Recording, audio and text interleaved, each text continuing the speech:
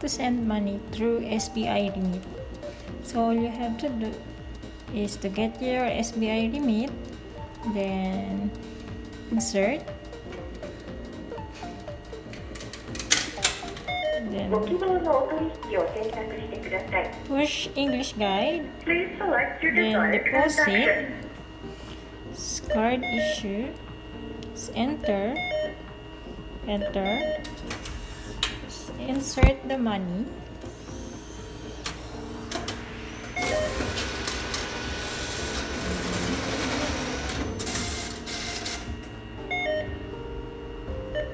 please wait.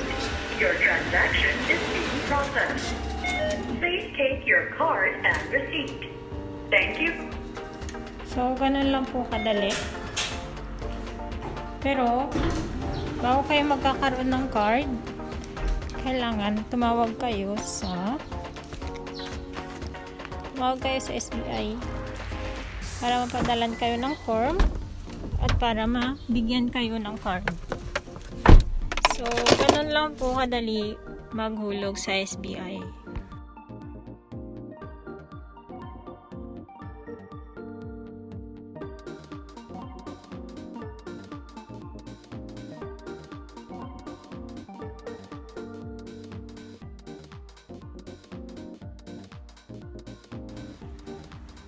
So, after ko naghulog ng pera, ng tutorial sa inyo, ipapakita ko yung lugar.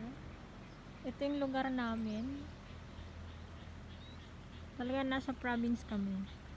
So, ito yung ilog. May naglilinis ng tractor kasi katapos niya lang sigurong gawa sa palayan. So, hinuhugasan niya yung tractor niya. Anyway.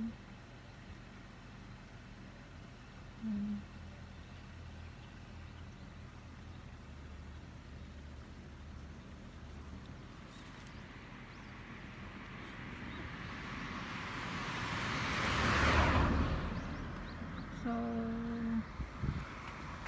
ayan yung tractor. Ayan yung palayan.